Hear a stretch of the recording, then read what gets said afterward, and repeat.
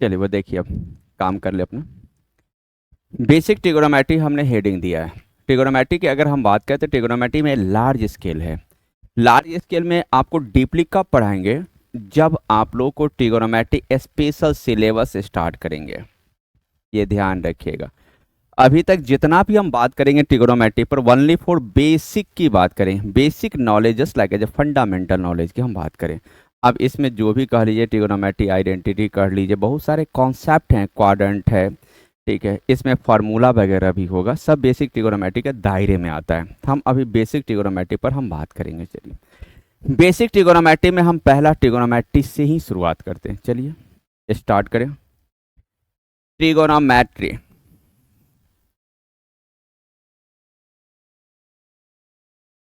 Trigonometry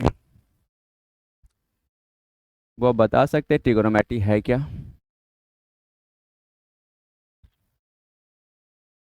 trigonometry बता सकते हैं?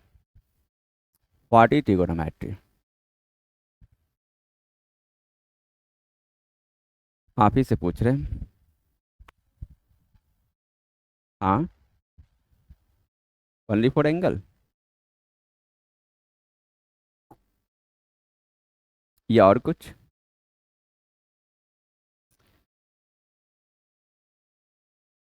ठीक है, साइड्स ऑफ ए ट्रायंगल, और कुछ?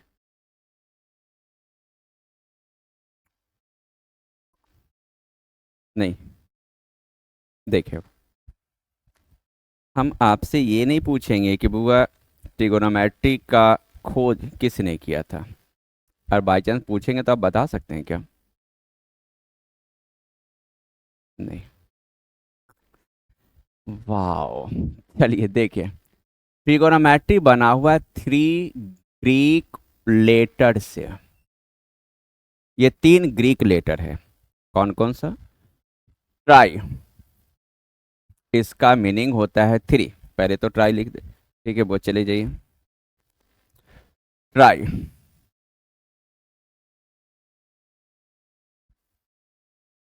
और ये जो गोनो बना हुआ है ये गोनियाई वर्ड से है। और ये जो मैट्री बना हुआ है ये मैट्रॉन वर्ड से है। मैट्रॉन, ये ट्राई का मतलब होता है थ्री,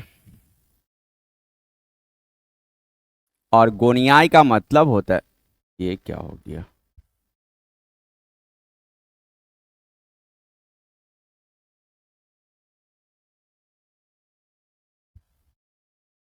चलिए वो देखे थोड़ा सा। ट्राई यानी थ्री,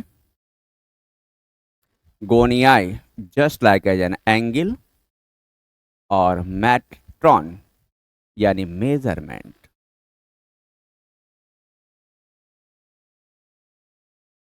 ये होता है ट्रिगोनोमेट्री।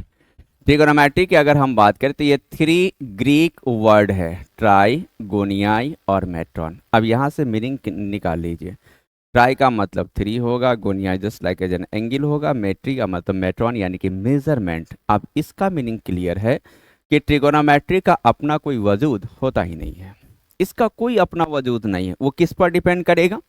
Three angle measurement. अगर थ्री एंगल मेजरमेंट की बात करें तो वो कहाँ होगा? ट्रायंगल में होगा। इसका मीनिंग साफ है कि जब भी हम किसी ट्रायंगल पर डिस्कस करते हैं, उस ट्रायंगल में कई सारे पहलू है, एंगल है, साइड एंगल के बीच एक रिलेशन है। जितना भी स्टडी किया जाए ट्रायंगल पर, that's are called the trigonometry. Clear है? ठीक है। Just like as an measurement of an angle या मेजरमेंट ऑफ एन एंगल या साइड या relation between side and angle, ऐसा जो है स्टडी कीजिएगा, ये टोटल का टोटल ट्रिगोनोमेट्री के दायरे में होता है। लेकिन कोई कहा जाए कि ट्रिगोनोमेट्री क्या होता है बताइए, तो डायरेक्ट कहिएगा ट्रिगोनोमेट्री एक वर्ड है जो थ्री ग्रीक वर्ड से, थ्री ग्रीक लेटर से मिलकर के बना हुआ है। कौन कौन सा है? ट्राई, गोनियाई और मेट्रॉन। चलिए इसमें एक लाइन लिख ले, डिफाइन कर दिया, छोड़ दे, समझ जाएंगे ना। इसी में अगर कहे कि वो triangle, what is the triangle?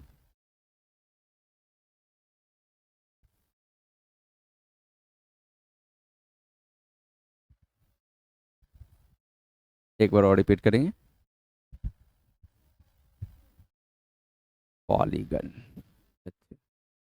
Polygon regular polygon या फिर ओनली फॉर पॉलीगन? बिल्कुल सही। आप कह सकते हैं रेगुलर या इरेगुलर दोनों, या bounded by three sides, A B C. अगर बाय चांस थ्री वर्टिसेस दे दिया जाए और उससे कहा जाए कि how many number of triangle can be form, three vertices कितना? वन, कंफर्म ना? अच्छा ठीक। सपोज कीजिए A B C three vertices है, ठीक। हमने ट्रायंगल प्लॉट किया। अगेन आते हैं, थोड़ा सा इसका वो डायग्राम चेंज कर दे, कलर।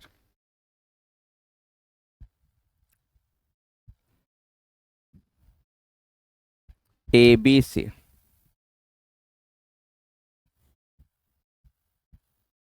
ए बी सी दोनों सेम है, देख लें। मुझे नहीं, इधर से दोनों सेम है।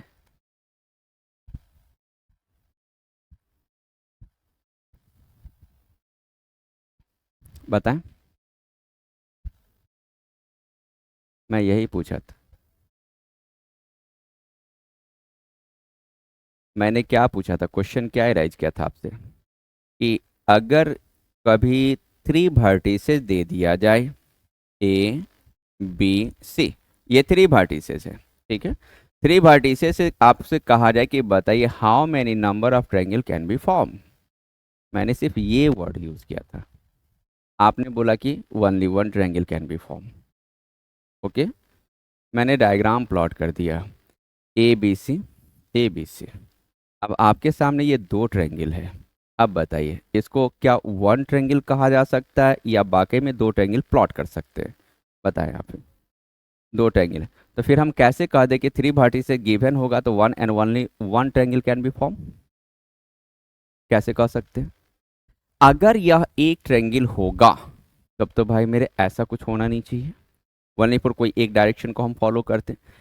अगर ये दो ट्रायंगल है तो वाकई में हर टर्म अलग अलग होगा या कुछ सिमिलरिटी होगा इसमें? अब मैटर तो आएगा।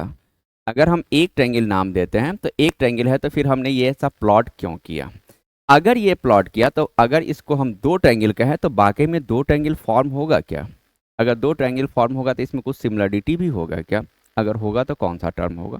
तो चलिए आप समझ लीजिए, कोई वर्टिसेज अगर दे दिया जाए, तीन वर्टिसेज, और वहां से कहा जाए कि how many number of triangle, तो उस ट्रायंगल को दो तरीके के डायरेक्शन में हम प्लॉट कर सकते हैं। एक ए बी सी, ये कौन सा डायरेक्शन चला जाएगा, क्लॉक या एंटी क्लॉकवाइज?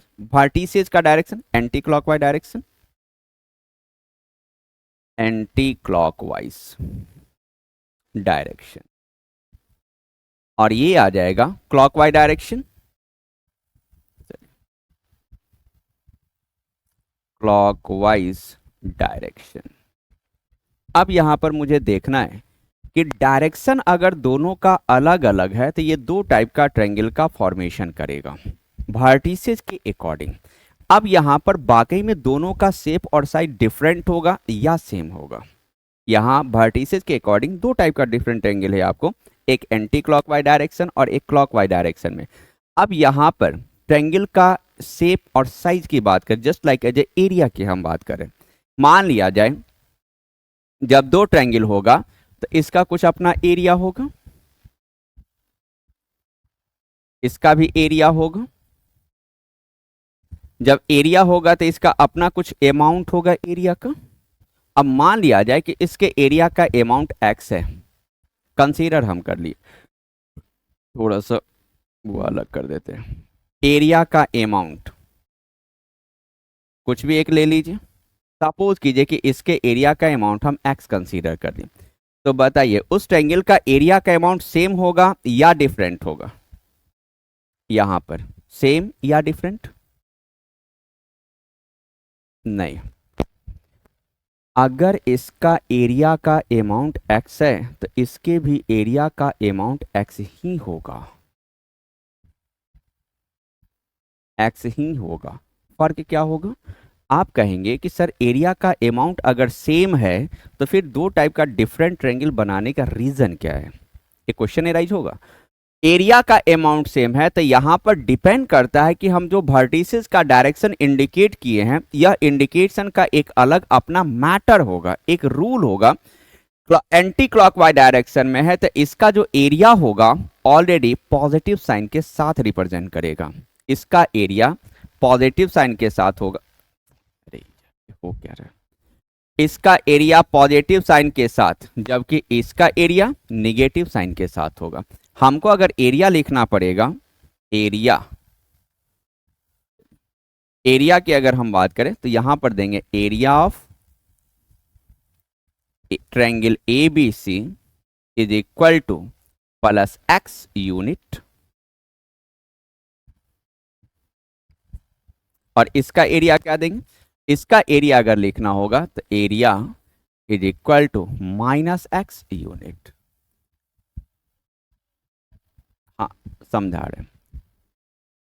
आप कहिएगा कि सर एरिया निगेटिव कैसे होता है, ठीक है। ये जो एरिया आपको दिखाया है just like as a integral sign of area है, ये इंटीग्रल साइन ऑफ एरिया और एरिया में दो डिफरेंट चीज होता है।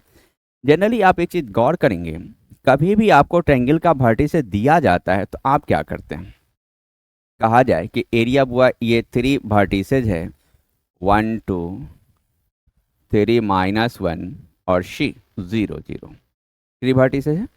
आपसे कहा जाए कि बुआ एक ट्रायंगल प्लॉट कीजिए और इसका एरिया फाइंड कीजिए, तो आप जनरली क्या ट्रायंगल प्लॉट करेंगे, आप कैसे प्लॉट करते हैं, ए बी सी ऐसा कुछ प्लॉट करते हैं। डायरेक्शन कौन सा रखते हैं वर्टिसेस का, एंटी क्लॉकवाइज डायरेक्शन।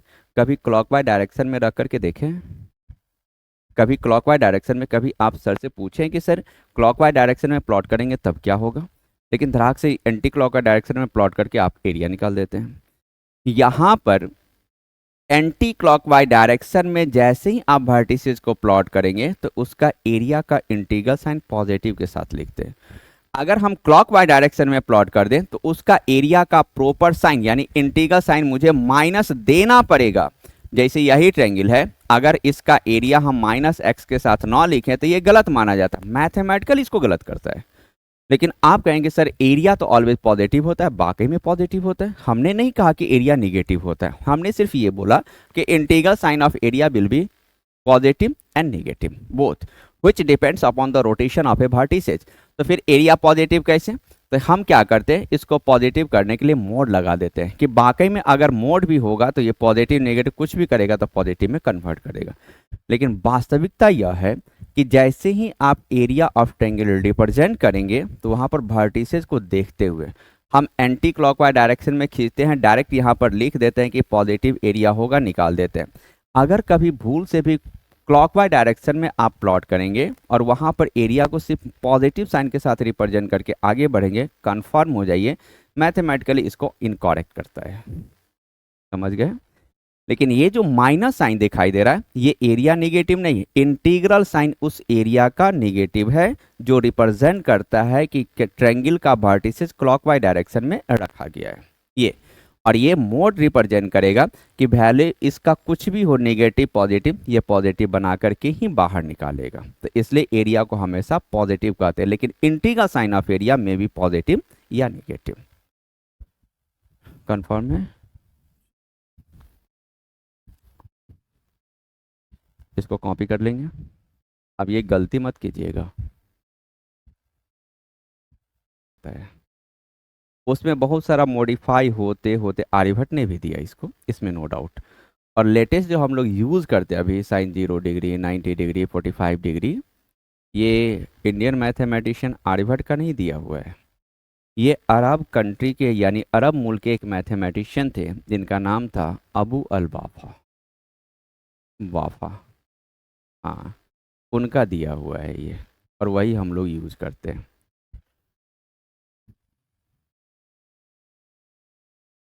कभी मौका मिले ना तो ये सब पढ़ा कीजिए। अब ये मत कहेंगे कि सर ये तो पूछता नहीं है, रियली बता रहे हैं। नॉलेज कभी खराबी नहीं करता है, थोड़ा सा लगेगा कि हाँ वाकई में कितना मेहनत करना पड़ता है इस सब। पेज हटा दें। इसमें ट्रायंगल है, ट्रायंगल होगा तो एंगल जरूर होगा, एंगल होगा बुआ तो एंगल कितना टाइप का होगा, पहले कॉपी कीजिए, हटाएंगे पेज।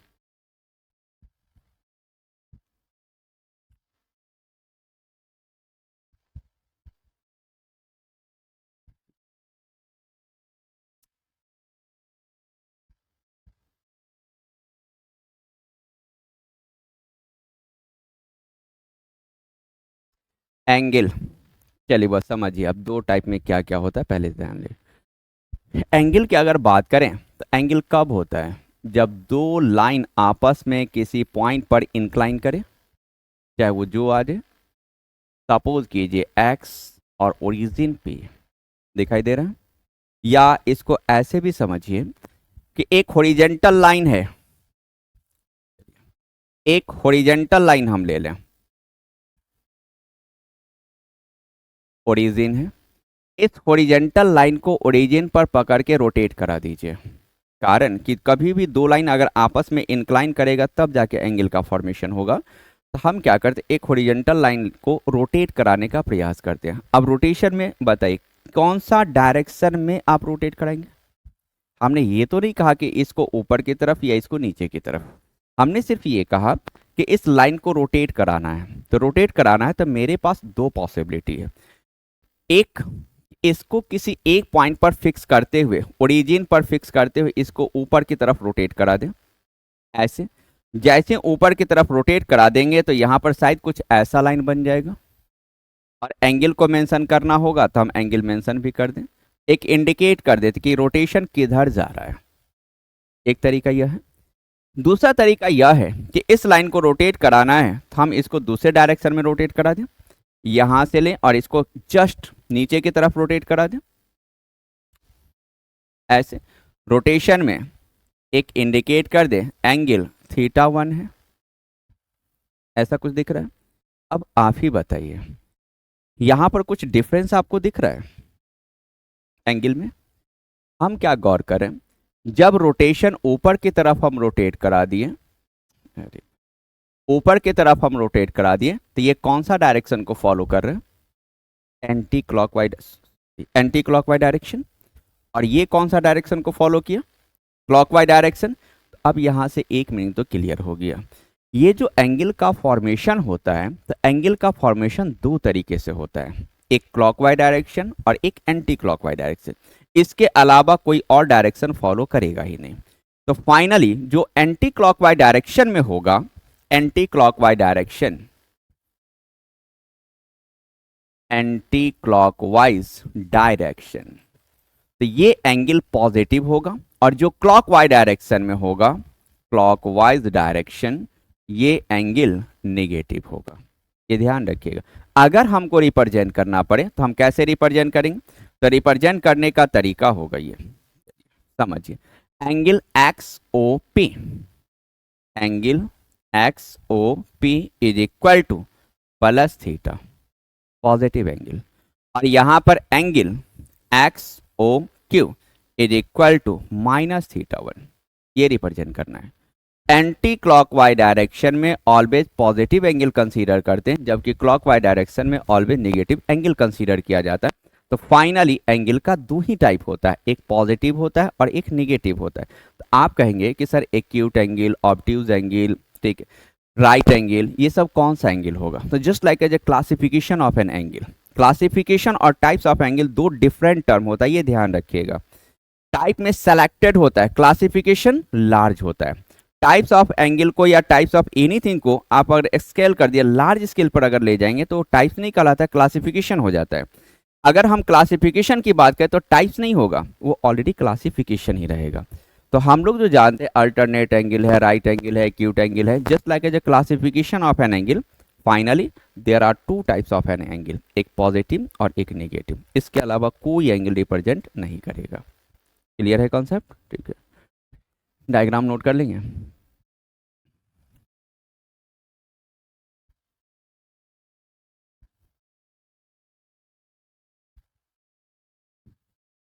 हटा दें,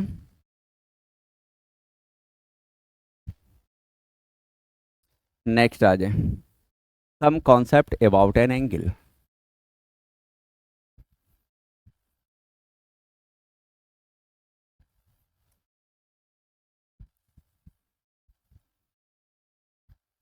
सम कॉन्सेप्ट अबाउट एन एंगल। चलिए भाई, यहाँ पर हम कुछ लिखेंगे नहीं, आप पहले से भी जानते हैं, लेकिन फिर भी थोड़ा सा देख ले इसको। Some concept about an angle, हम एक लाइन प्लॉट करते हैं। अब आपसे पूछे कि बुआ इस पर कितना डिग्री का एंगल।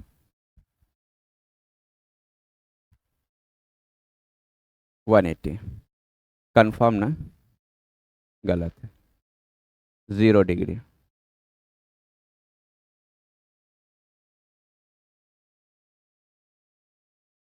अच्छा ठीक। लाइन हमेशा 180 होता है। कब होता है 180, जरा बताएंगे? बता दे कब होता है।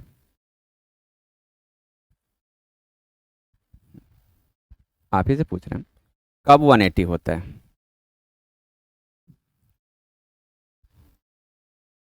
हम आपके कॉन्सेप्ट को गलत कर रहे हैं। 180 नहीं होगा। बताएं। बचपन से यही पढ़ते आ रहे हैं कि एक लाइन पर 180 का एंगल होता है। पहला टारगेट, अगर कोई लाइन सिर्फ प्लॉट करके छोड़ दिया जाए, this is the parallel to the ground. Parallel to the ground, the angle between two parallel line is 0 degree. 180 कैसे? 180 तब होगा जैसे ये लाइन है, इसको मुझे रोटेट कराना है। रोटेट कराना कहाँ पर? किसी एक पॉइंट पर फिक्स करते हुए, यहाँ फिक्स कर ले या यहाँ फिक्स कर ले। सपोज कीजिए कि लाइन को हमने यहाँ फिक्स किया, अब इसको रोटेट कराना, तब मेरे पास दो पॉसिबिलिटी, एक डाउनवर्ड और एक अपवर्ड। इस लाइन को रोटेट कराते हुए अगर इसके अपोजिट डायरेक्शन में हम लेकर के चले जाएं, लाइन इधर था, इसको रोटेट कराते हुए अपोजिट डायरेक्शन में चले जाएं, तब 180 डिग्री का एंगल फॉर्म करेगा। जब तक लाइन रोटेट नहीं करेगा तब तक एंगल 180 नहीं बनेगा, ये ध्यान रखेंगे आप। हमने क्या किया था, सिर्फ लाइन प्लॉट करके छोड़ दिया, हमने लाइन का रोटेशन नहीं दिया। लाइन प्लॉट करके छोड़ दिया तो वहां पर एंगल 0 ही होगा, 180 बिल्कुल नहीं होगा। अगेन ले लीजिए, मान लिया जाए ये लाइन है, एक्स एक्सिस से ये।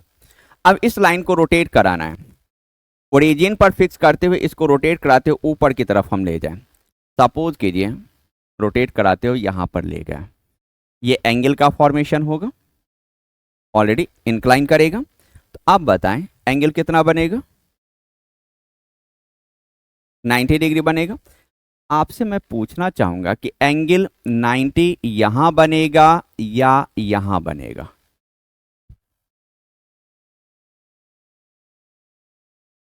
एक मिनट बुआ, थोड़ा सा यार, क्या सिस्टम ऑन कर दिया ये। यहां बनेगा 90। अच्छा, 90 डिग्री यहां बनेगा, यहां नहीं बनेगा, इसी जगह आएगा। गलत है। वास्तव में एंगल 90 डिग्री इस लाइन पर होता है। 90 डिग्री उस लाइन पर एंगल 90 डिग्री होता है। लेकिन आप कहिए कि तो सर जनरली हम लोग लिख क्यों देते हैं 90 डिग्री? ये आएगा कि यहां पर लिखने के क्रम में हम लोग इसी जगह 90 डिग्री लिखते हैं, लेकिन ऐसा होता नहीं है। इसलिए वहां पर 90 डिग्री लिखा जाता है कि वो दो लाइन के बीच का इंक्लाइनेशन को रिप्रेजेंट करता है। ये जो दो लाइन है यहां से ऐसे हम मूव करेंगे तो दोनों के बीच में कितना एंगल का फॉर्मेशन होगा, ये इंक्लाइनेशन को रिप्रेजेंट करता है, और उसी इंक्लाइनेशन को हम लोग एंगल के दायरे में रख देते हैं। लेकिन वास्तविकता यह है कि एंगल 90 डिग्री इस लाइन पर होता है। समझ गए? अब यहां पर आते हैं, आपका कॉन्सेप्ट ले लेते हैं। एक लाइन पर 180 डिग्री का एंगल हो रहा है, चलिए थर्ड ले लें। लाइन है ओ एक्स। अब इस लाइन को मुझे रोटेट करा देना है, रोटेशन में लेकर के चलें। ओहो,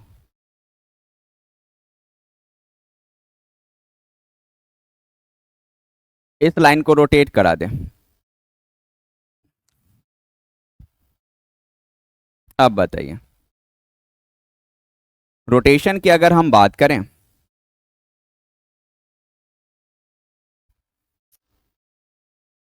रुक जाइए बुआ थोड़ा सा, पता नहीं लोग किया क्या है, समझ से बाहर। एक्स एक्सिस है, ओरिजिन है, लाइन को रोटेट कराते हुए एंटी क्लॉकवाइज डायरेक्शन में शिफ्ट कर दें,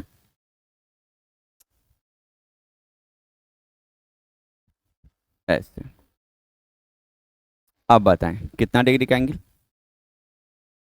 180 डिग्री का एंगल। अब दिखाई दिया? क्योंकि रोटेशन है, यह रोटेट कराते हुए हम यहां पर ले आएंगे तो 180 डिग्री का एंगल फॉर्म होगा। अगेन आते हैं पॉइंट नंबर 4। लाइन है एक्सिस, इस लाइन को रोटेट कराते हुए ऐसे घुमाते हुए हम यहां पर शिफ्ट कर दें। अब बताएं एंगल कितना? 270। जस्ट इसी लाइन पर बनेगा। Point number 5, line origin. अब इस लाइन को रोटेट कराना है, रोटेट कराते हुए यहां से यहां पर शिफ्ट कर दे फिर से। एंगल कितना? 360 डिग्री। आप ही बताएं जरा। पॉइंट नंबर फर्स्ट, आप जो एंगल 180 डिग्री का है तो हम तो ये भी कह सकते थे कि नहीं बुआ 360 डिग्री। आप गलत तो नहीं कर देते? आपका जो कॉन्सेप्ट था उसके अकॉर्डिंग कि सर एक लाइन पर 180 डिग्री का एंगल फॉर्म होता है। अगर वही कह दे कि बुआ एक लाइन है यहाँ पर 360 डिग्री का एंगल फॉर्म होता है, तो आप यहाँ पर क्या जवाब देते हैं कि सर ये गलत है? अगर ये गलत है तो फिर वो सही कहाँ है आपका? जब तक यह रोटेट नहीं करेगा तब तक एंगल का फॉर्मेशन होगा ही नहीं, ये कंफर्म हो जाइए। सिर्फ लाइन प्लॉट करके कहा जाए कि कितना डिग्री का एंगल है तो वहां पर आप 0 डिग्री ही यूज करेंगे जब तक लाइन रोटेट ना करे। अगर लाइन रोटेट किया तो उसके अकॉर्डिंग आप एंगल का डिसीजन लेंगे। यहां पर आते हैं, थोड़ा सा और ट्विस्ट मारते हैं। सपोज कीजिए ये लाइन है, अब इसको फिर से रोटेट कराना है। मान लीजिए कि रोटेशन थोड़ा सा अलग डायरेक्शन में हम ले लिए, इस लाइन को रोटेट कराते हुए हम यहां तक ले गए। अब बताइए एंगल कितना होगा? -90, बिल्कुल सही, -90 डिग्री। चलिए थोड़ा सा और ट्विस्ट मार दें। सपोज कीजिए एक लाइन हम ले लिए जिसको रोटेट कराना है, ये लाइन है। अब इस लाइन को रोटेट कराते हुए या पर ऐसे, बिल्कुल सही, रोटेट कराते हुए हम आगे की तरफ प्लॉट कर दिए और कहें कि वह यहाँ पर यह थीटा एंगल फॉर्म करता है, तो बताइए कि ये आउटसाइड का एंगल कितना होगा? बताएं।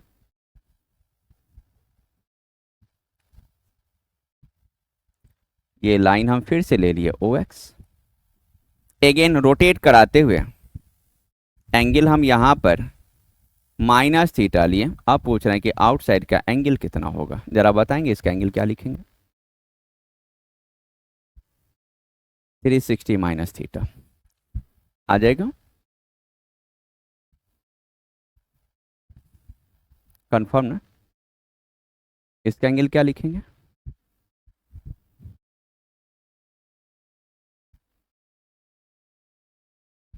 बताएं। क्या वाकई में आपका ये एंगल सही है? देख लें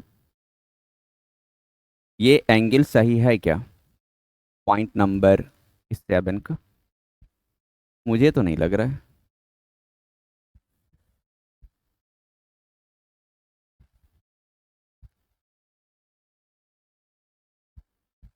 बता सकते हैं? नहीं।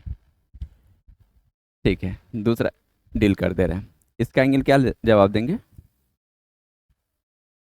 क्या? अच्छा, तो क्या मेरा दिमाग घसक गया? सेम टाइप का बुआ कैसे हो जाएगा, जरा बताएंगे।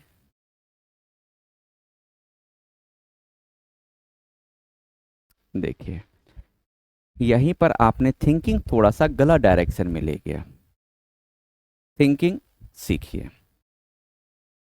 ये एंगल है थीटा, आपने आउटसाइड का एंगल क्या किया कि 360 में से ये पार्ट हटा दिया, 360 -थीटा कर दिया। जस्ट यही ना, एक सर्किल कंप्लीट में से कुछ पार्ट काट दीजिए, ये आ जाएगा।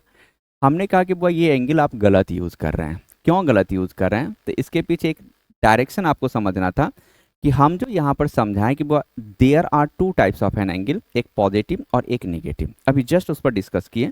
और ये भी बताएं कि एंगल अगर एंटी क्लॉकवाइज डायरेक्शन में रोटेट करेगा तो पॉजिटिव होगा, क्लॉकवाइज डायरेक्शन रोटेट करेगा तो निगेटिव होगा। क्लियर कट है।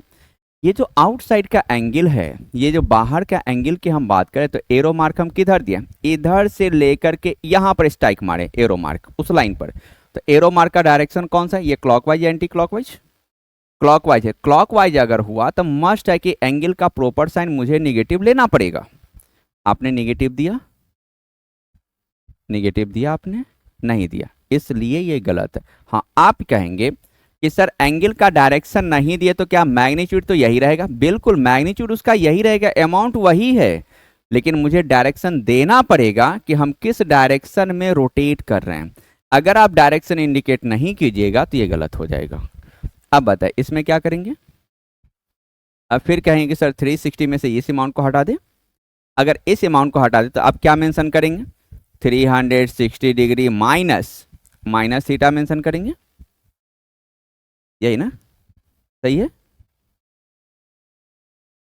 सही नहीं है तो बताइए सही क्या होगा, माइनस थीटा है। आपने यहाँ पर थीटा दिया तो थीटा का सब्ट्रैक्शन दिया, यहाँ पर क्या है माइनस थीटा, तो माइनस थीटा क्यों नहीं सब्ट्रैक्ट होगा, बताएं व्हाट इज द रीजन। यहाँ पर माइनस थीटा अगर हम सब्ट्रैक्ट करते इसमें क्या प्रॉब्लम है,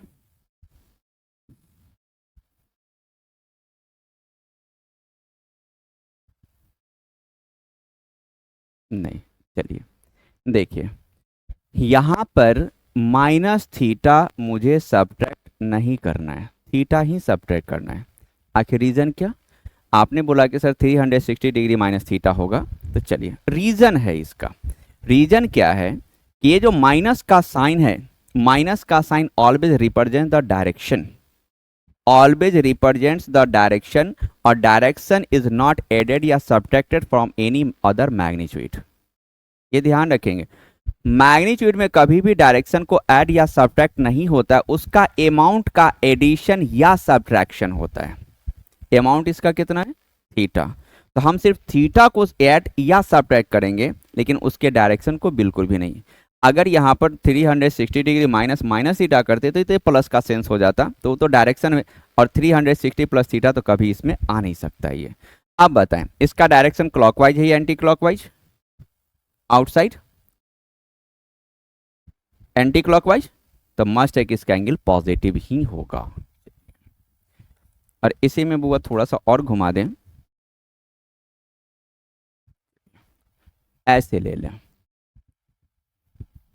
ये लाइन है ओरिजिन, चलिए इस लाइन को रोटेट कराते कराते हम यहां पर शिफ्ट कर दिया, सपोज कीजिए इस लाइन को हम थीटा एंगल पर शिफ्ट कर दिया। अब जरा समझिएगा हम क्या समझाना चाहते हैं, यहाँ पर कोई लाइन है एक्स एक्सिस, इसको रोटेशन में डालना है, रोटेट करा एंटी क्लॉकवाइज डायरेक्शन में, रोटेशन में जा रहे हैं हम, ऐसे रोटेट करवा रहे हैं, और फिर थीटा एंगल पर हमने शिफ्ट कर दिया। अब आपसे पूछ रहे हैं कि बताइए कि यहाँ पर टोटल एंगल कितना फॉर्म होगा, बताएं।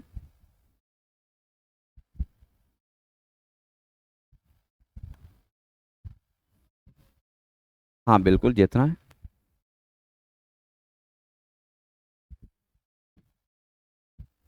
3 × 360 प्लस थीटा, बिल्कुल। सर्किल कंप्लीट किया जा रहा है 3 टाइम, तो यहां तक तो आ जाएगा 3 × 60 डिग्री, ऐसे सॉरी 360 × 3। जैसे ही हम थीटा एंगल से ऊपर जाएंगे तो यहां तक टोटल एंगल आ जाएगा 3 × 360 डिग्री प्लस थीटा। कॉपी करेंगे,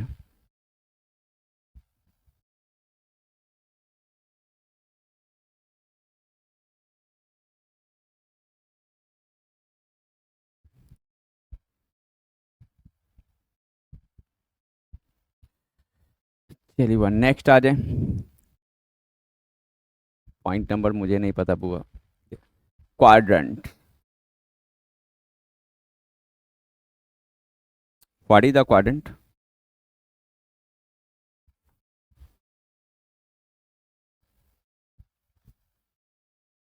अच्छा, किसी भी सर्कल को 4 पार्ट्स में डिवाइड करेगा,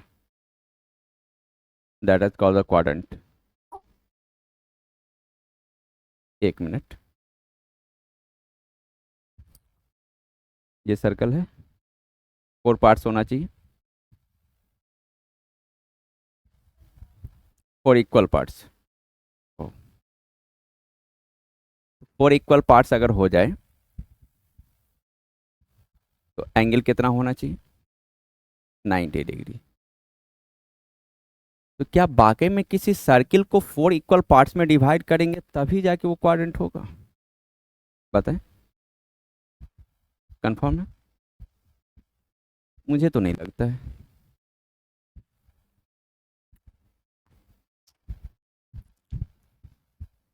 ठीक है, 1 मिनट के लिए अगर हम मान भी लें कि आपका जो कॉन्सेप्ट है सही है, ठीक, तो मुझे एक बात बता दें, फर्स्ट क्वाड्रेंट किसको मेजर करेंगे?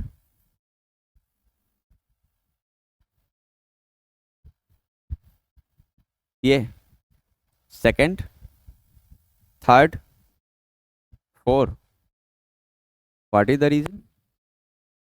हम फर्स्ट, सेकंड, थर्ड और फोर्थ पॉजिटिव एक्स एक्सिस से। क्यों, ये पॉजिटिव एक्स एक्सिस नहीं है? हमने नेगेटिव से तो मेजर नहीं किया, ये पॉजिटिव ही है। क्या बात, एंटी क्लॉकवाइज एक्स, क्लॉकवाइज लेंगे तो क्या होगा? बताएं, बताएं, हम क्लॉकवाइज ले लें, क्या फर्क पड़ता है?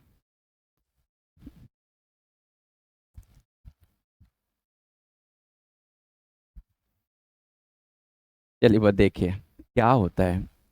क्वाड्रेंट की अगर हम बात करें तो आप ये ना कहें कि किसी भी सर्किल को 4 पार्ट्स में इक्वली डिवाइड किया जाए तो वो क्वाड्रेंट है। आप सर्किल अगर आप यूज कर लेंगे तो इसका मीनिंग क्लियर हो गया, उसमें सिर्फ सर्किल पर ही मुझे डिस्कस करना, एनी अदर पे नहीं। ऐसा नहीं होता है, क्वाड्रेंट कहीं भी हो सकता है। क्वाड्रेंट का एक्चुअल मीनिंग यह होता है कि कोई भी दो परपेंडिकुलर या म्यूचुअली परपेंडिकुलर लाइन किसी भी प्लेन को 4 पार्ट्स में डिवाइड करे तो वह पार्ट्स ही क्वाड्रेंट रिप्रेजेंट करता है। एक्चुअल ये होता है। अगर हम सर्किल इंक्लूड कर दे तो सर्किल के आउटसाइड हमको कहीं सोचना ही नहीं पड़ेगा। ऐसा नहीं कि सिर्फ सर्किल में ही आता है ये, कोई भी दो म्यूचुअली परपेंडिकुलर लाइन की बात करें, म्यूचुअली परपेंडिकुलर, एक लाइन यह ले लें, एक लाइन और प्लॉट कर लेते हैं, या ये दोनों का दोनों म्यूचुअली परपेंडिकुलर है, जिसको आप यह भी कह सकते हैं कि कट्स एट राइट एंगल। यहाँ पर ये 90 डिग्री का एंगल फॉर्म होगा। आप कहे कि सर आपने फिर एंगल यहाँ पर 90 डिग्री बना दिया, 90 डिग्री तो यहाँ होना चाहिए। तो हमने वहाँ पर क्लियर किया था कि एंगल को रिप्रेजेंट करना हो तो यहाँ पर रिप्रेजेंट कर सकते हैं, लेकिन वास्तव में 90 डिग्री इस लाइन पर बनता है। यहाँ पर हम रिप्रेजेंटेशन दे देते हैं कि ये इंक्लाइन हुआ है, इसलिए ये 90 डिग्री का एंगल फॉर्म कर रहा है ये। अब यहाँ पर गौर कीजिएगा, ये दो म्यूचुअली परपेंडिकुलर लाइन है, आपस में 90 डिग्री पर ये कट कर रहा है, यानी आप बिल्कुल 90 डिग्री पर कट कर रहा है। तो ये जो 4 पार्ट्स है, 4 पार्ट्स क्वाड्रेंट है। आप वहाँ पर क्या कर रहे थे, इक्वली डिवाइड करेगा, सर्किल को इक्वली डिवाइड करेगा। अब बताइए, कोई ज़रूरी है कि सर्किल को ऑलवेज इक्वली डिवाइड करेगा ही क्वाड्रेंट? ऐसा नहीं होता है। मान लिया जाए हमने ऐसे प्लॉट कर दिया और यहाँ पर कहे कि 90 डिग्री का एंगल है, क्या आप इसको फर्स्ट क्वाड्रेंट नामकरण नहीं करेंगे? अगर फर्स्ट क्वाड्रेंट इसका इंडिकेशन करेंगे तो फिर यहाँ पर इक्वली डिवाइड का तो कोई केस बनता ही नहीं है। तो फिर आप कैसे कहें कि किसी भी सर्कल को अगर mutually perpendicular line equally divide करेगा तो क्वाड्रेंट कहलाएगा? ये तो आपका कॉन्सेप्ट ही उल्टा हो गया। ये कॉन्सेप्ट नहीं होता है। Two mutually perpendicular line divided any plane into 4 parts, that parts are called the quadrant। तो यहां पर ये first quadrant, second quadrant, third quadrant और ये फोर्थ क्वाड्रेंट। अब यहां एक केस और लेंगे। हमने एक क्वेश्चन एराइज किया था कि इसको फर्स्ट क्वाड्रेंट ही क्यों, तो आपने बोला कि ये पॉजिटिव एक्सिस के साथ, यही ना बोला था बुआ, पॉजिटिव एक्सिस के साथ। एक्चुअली ये नहीं होता है। पॉजिटिव एक्सिस के साथ तो हम ऐसे भी रोटेट कर जाए तो ये भी तो पॉजिटिव एक्सिस के साथ होता है, लेकिन नहीं होता। क्या है, इससे पहले हम एंगल पर डिस्कस किए थे, there are two types of an angle. Concept clear है? एंगल का दो टाइप्स, एक पॉजिटिव और एक निगेटिव, दो टाइप है। अब आते हैं पॉजिटिव एंगल, जैसे एज फॉर एग्जांपल ले लीजिए, सपोज कीजिए हमको 30 डिग्री एंगल रिप्रेजेंट करना हो तो प्लस 30 डिग्री, यही। और सेम अगर डायरेक्शन हम प्लॉट कर दें तो यहां पर एंगल रिप्रेजेंट करना हो तो -30 डिग्री, ऐसा कुछ। अब आप ही देखिए, पॉजिटिव और निगेटिव एंगल में आपको दिखाई दे रहा है कि ये पॉजिटिव डायरेक्शन से, निगेटिव डायरेक्शन से। अगर इसी कॉन्सेप्ट को हम थोड़ा फिजिक्स में लेकर के चलें, फिजिक्स में एक चैप्टर है आप लोगों को पढ़ना था 10th में, ऑप्टिक्स, आपने पढ़ा था ना। ऑप्टिक्स में एक फॉर्मूला भी वेरीफाई करना होगा, 1/f is equal to 1/u plus 1/v, ऐसा कुछ होगा, या 1/r इज इक्वल टू ऐसा कुछ फॉर्मूला। 10th स्टैंडर्ड में पूछा भी जाता है ये, आप लोग को 12 में पढ़ना भी है ये चीज़। जब ये फार्मूला को वेरीफाई कर रहे थे तो वहां पर जरा गौर कीजिएगा, वहां पर दो सेंटेंस आया था, एक ऑब्जेक्ट और दूसरा इमेज आया होगा। इस ऑब्जेक्ट को ऑलवेज पॉजिटिव साइन के साथ रिप्रेजेंट करते, जबकि इमेज को नेगेटिव साइन के साथ रिप्रेजेंट किया जाता है। अब इसी चीज को जरा ले करके आते हैं हम पॉजिटिव एंगल और नेगेटिव एंगल में। अगर ये पॉजिटिव है तो ये ऑब्जेक्ट का काम करेगा, नेगेटिव है तो ये इमेज का काम करेगा। अब आप ही बताइए, पहले इमेज या पहले ऑब्जेक्ट? ऑब्जेक्ट, जाहिर सी बात है। ये जो पॉजिटिव एंगल की हम बात करें तो पहले पॉजिटिव एंगल होगा, उसके बाद नेगेटिव एंगल का एग्जिस्टेंस होगा। ऐसा नहीं होगा कि पहले नेगेटिव एंगल होगा उसके बाद पॉजिटिव एंगल। यही रीजन होता है कि फर्स्ट क्वाड्रेंट का रिप्रेजेंटेशन ऐसे किया जाता है, एंटी क्लॉकवाइज डायरेक्शन। आप ये नहीं कहेंगे कि यहाँ पर पॉजिटिव एक्सिस के साथ काउंट करते हैं, ऐसा नहीं होता। ये पॉजिटिव एंगल का एग्जिस्टेंस पहले होगा, नेगेटिव का बाद में चला जाएगा। अब इसमें कई सारे कॉन्सेप्ट हैं, जैसे ये एक्स एक्सिस है, इसको एक और नामकरण किया जाता है एब्सिसा,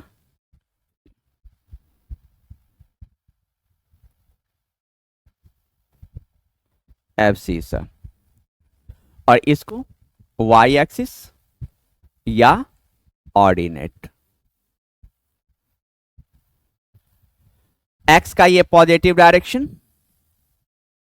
ये नेगेटिव डायरेक्शन, वाई का ये पॉजिटिव डायरेक्शन, ये नेगेटिव डायरेक्शन।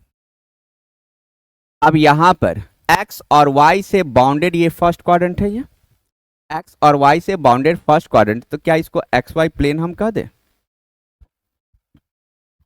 जवाब दें, एक्स वाई प्लेन कहें।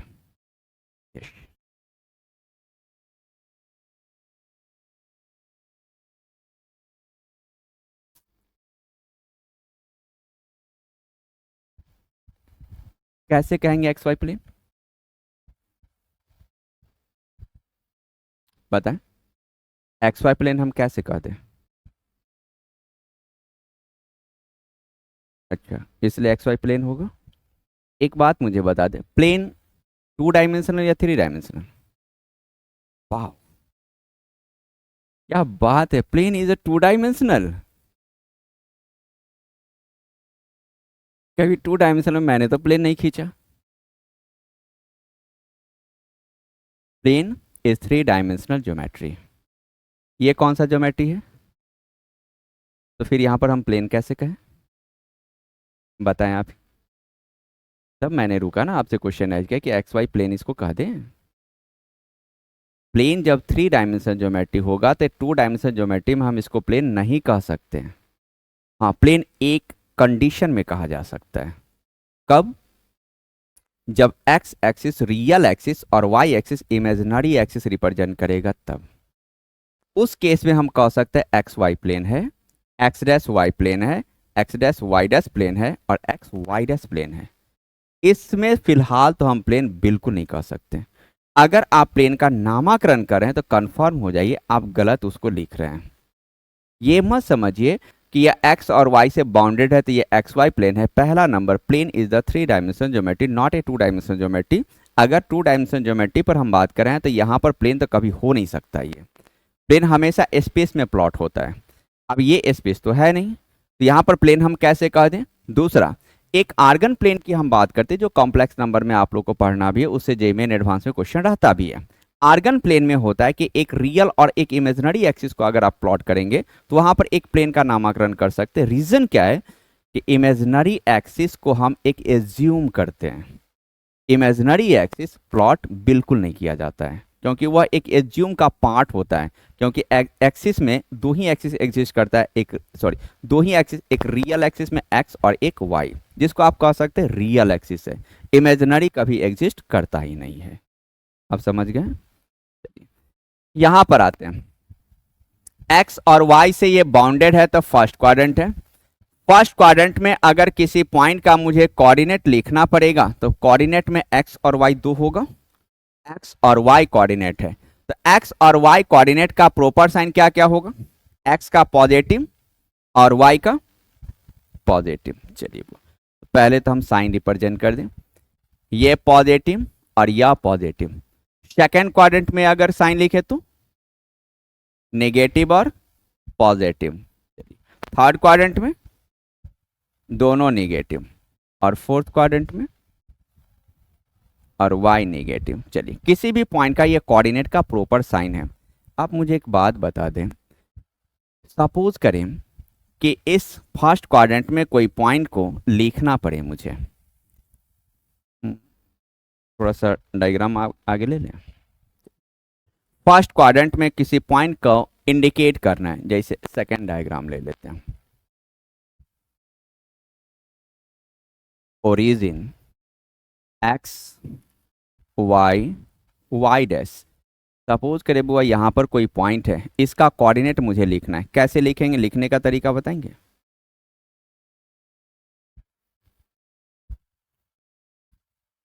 एक्स कॉमा वाई, एक्स क्या रिप्रेजेंट करेगा, एक्स रिप्रेजेंट करेगा एक्स एक्सिस पर एक्स एक्सिस का वैल्यूएशन, और वाई, और इसको ज्योमेट्रिकली अगर रिप्रेजेंट करना पड़े तो बताएं। ग्राफिकली अगर इस पॉइंट को रिप्रेजेंट करना पड़े तो कैसे कीजिएगा, ज्योमेट्रिकली या ग्राफिकली हम बात करें कि इस पॉइंट का रिप्रेजेंटेशन ग्राफिकली मुझे चाहिए, क्या रिप्रेजेंट करेंगे।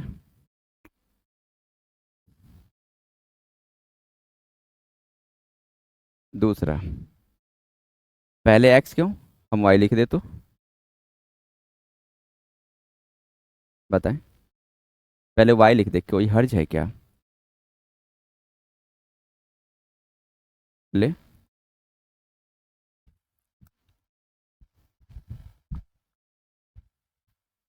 व्हाट इज द रीजन, पहले y रिप्रेजेंट कर दें उसके बाद x रिप्रेजेंट कर दें, नहीं पता है।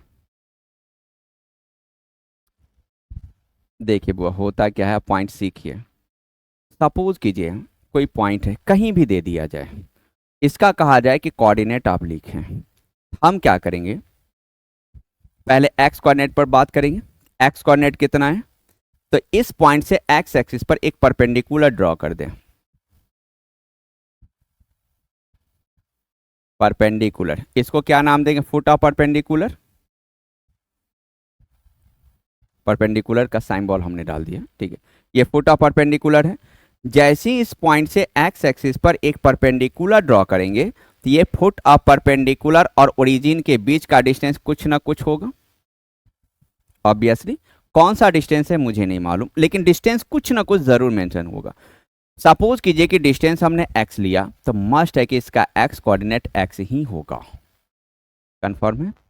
y कोऑर्डिनेट की अगर हम बात करें तो y कोऑर्डिनेट के लिए इस पॉइंट से y एक्सिस पर एक परपेंडिकुलर ड्रॉ कीजिए, y एक्सिस पर।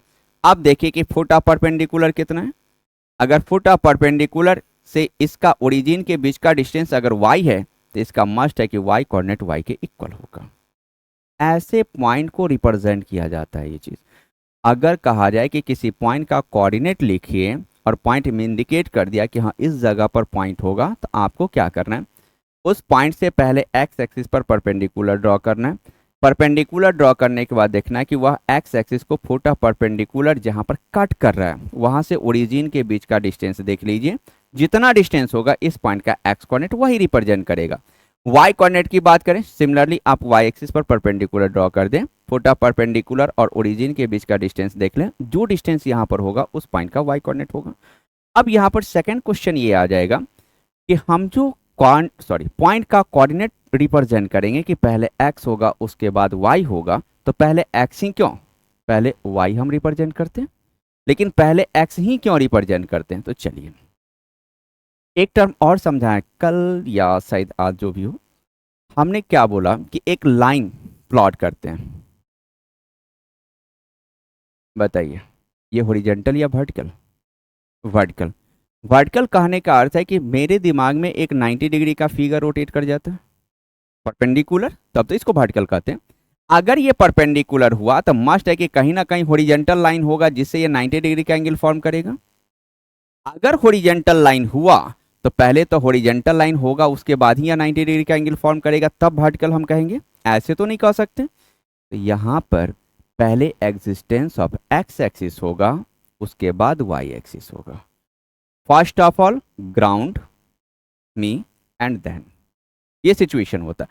अगर मेरा ही एग्जिस्टेंस नहीं होगा तो मेरी थॉट जाएगी कहाँ से, और मेरी थॉट नहीं जाएगी तो फिर हम थिंकिंग करेंगे कहाँ से। तो जस्ट लाइक अजय, ये जो हॉरिजॉन्टल लाइन है always parallel to the ground, जब पैरेलल टू द ग्राउंड होगा तो first priority parallel to the ground वाले लाइन को देते हैं, उसके बाद सेकंड प्रियोरिटी उसका वर्टिकल या परपेंडिकुलर जो कह लीजिए आप। तो यहाँ पहले हम एक्स कोऑर्डिनेट यही रीजन से इंडिकेट करते हैं और वाई कोऑर्डिनेट इस रीजन से होता है, पहले हम वाई बिल्कुल नहीं ले सकते हैं। ठीक है, क्लियर है कॉन्सेप्ट। सपोज कीजिए अगर इसी में कहा जाए कि मान लिया जाए इसमें तो पॉइंट का कोऑर्डिनेट आपने मेंशन किया, अब इसमें अगर कोई पॉइंट का कोऑर्डिनेट मुझे लिखना पड़े तो एक टर्म और, ये जो फर्स्ट क्वाड्रेंट में हम पॉइंट को इंडिकेट किए हैं और यह जो डायग्राम बना है ये डायग्राम, ये x है तो मस्ट है कि यह भी x होगा, ये y है तो मस्ट है कि यह भी y होगा। तो यहाँ पर जो डायग्राम है ये डायग्राम कौन सा होगा, रेक्टेंगुलर होगा, स्क्वायर होगा या एनी अदर होगा, रेक्टेंगल होगा। अब कैसे कहिएगा कि रेक्टेंगल होगा, अच्छा क्या ये स्क्वायर का फॉर्मेशन नहीं करेगा, हाँ तो दोनों में से कोई भी, डायरेक्ट हम नहीं कह सकते कि ये रेक्टेंगल होगा या स्क्वायर होगा, हम इतना जरूर कह सकते हैं कि उस साइड के लेंथ पर डिपेंड करेगा। अगर एक्स और वाई दो डिफरेंट टर्म हो गया तब तो ये रेक्टेंगल होगा, अगर दोनों इक्वल हो गया तब तो स्क्वायर रिप्रेजेंट करेगा। डायरेक्ट मत कहिए कि ये रेक्टेंगल या स्क्वायर होगा, आप कह दें कि लेंथ ऑफ साइड पर डिपेंड करता है ये चीज़। सेकेंड क्वाड्रेंट में आते हैं, सेकेंड क्वाड्रेंट में कोई पॉइंट का कोऑर्डिनेट मुझे लिखना है, सपोज कीजिए पी डैश है, ठीक है, इसका कोऑर्डिनेट लिखना, कॉन्सेप्ट तो यही लेंगे आप, एक्स कोऑर्डिनेट चाहिए, इस पॉइंट से एक्स एक्सिस पर एक परपेंडिकुलर ड्रॉ कर दें, हम एल डैश दे दें, परपेंडिकुलर, फुट ऑफ परपेंडिकुलर और ओरिजिन के बीच का डिस्टेंस देख लें। सपोज कीजिए कि डिस्टेंस हम अल्फा कंसीडर कर लें, तो इसका एक्स कोऑर्डिनेट कितना होगा, अल्फा, सही है, according to this. Y coordinate चाहिए, इस पॉइंट से वाई एक्सिस पर एक परपेंडिकुलर ड्रॉ कर दें, मान लीजिए कि इसी जगह हम मैच करा दिए, इसका डिस्टेंस कितना वाई, इसका वाई कोऑर्डिनेट वाई के इक्वल, कोऑर्डिनेट लिखा हुआ सही है क्या, सही है,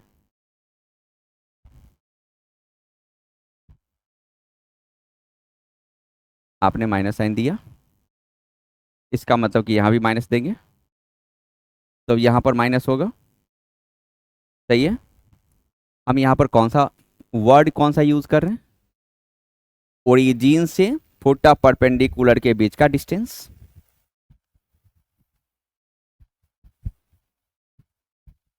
ये भी डिस्टेंस होगा, डिस्टेंस नेगेटिव होगा,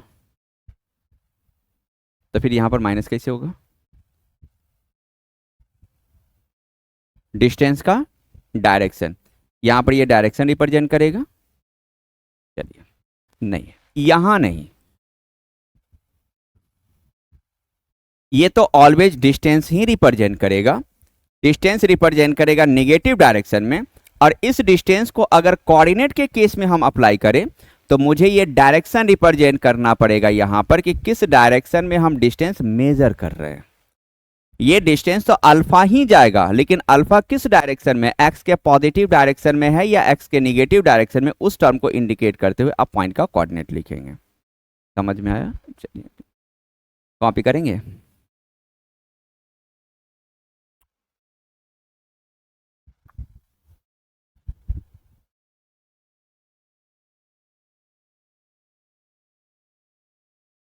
क्या होता है, क्या होता है? सिक्स टाइप से। चलिए, just like a sine cos tan, उसमें एक फार्मूला भी होता है छोटी।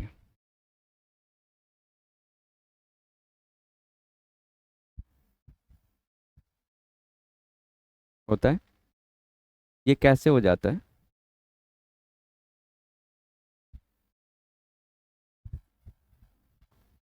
It is the universal truth, यही कहेंगे, यही ना? ये होता है तो इसलिए हम लोग भी इसको स्टडी करते हुए चले जाते हैं। यूनिवर्सल ट्रूथ है ये, आप ही से पूछ रहे हैं। कह सकते हैं, ऐसा बिल्कुल भी नहीं कहा जाता है कि ये यूनिवर्सल ट्रूथ है ये। इसका एक्सप्लेनेशन है क्यों होता है ये वन के इक्वल, ये अदर क्यों नहीं हो गया, एक्सप्लेनेशन है। सपोज कीजिए ये sine square theta plus cos square theta is equal to one. Okay, sine square theta लिखना होगा तो one minus cos square theta, सही है। यहां से हम साइन थीटा यूज करेंगे, ये root over one minus cos square theta, यही होगा, सही है। कौन से क्वाड्रेंट में? इसका मीनिंग कि यहां पर मुझे प्लस और माइनस देना पड़ेगा। आप ही के अकॉर्डिंग चल रहे हैं, प्लस और माइनस से। Sine theta is equal to plus minus under root cos square theta, यानी root over one minus cos square theta होगा। अगर हम ये लिख सकते हैं तो यहां से एक टर्म जरा मुझे बता दें, साइन स्क्वायर माइनस थीटा और plus cos square minus theta, यह भी वन के इक्वल होगा।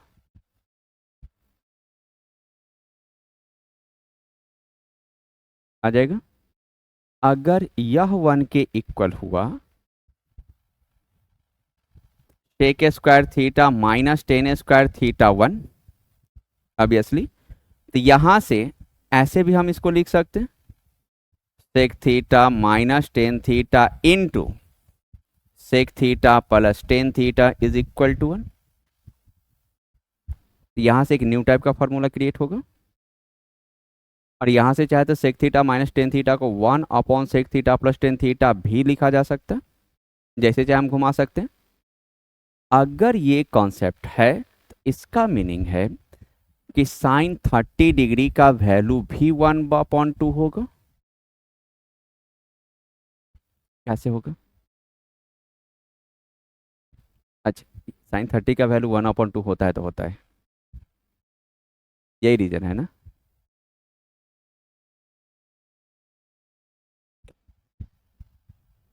लेकिन हम तो नहीं पढ़े थे कि छोटी साइन 30 डिग्री का वैल्यू वन अपॉन टू होता है तो होता है, हम लोग को तो पढ़ाया गया था क्यों होता है।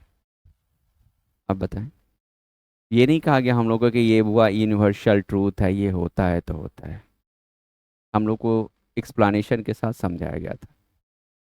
अब मैं क्या करूं, एक्सप्लेनेशन छोड़ दूं, काम चल जाएगा। वाह अच्छा ठीक है, वो इसमें कई सारे पहलू भी हैं, इसको नेक्स्ट क्लास में समझा दें, ट्रिग्नोमेट्रिक रेशियो को नेक्स्ट क्लास में इसको पढ़ा देंगे, ठीक है, कल आ जाए।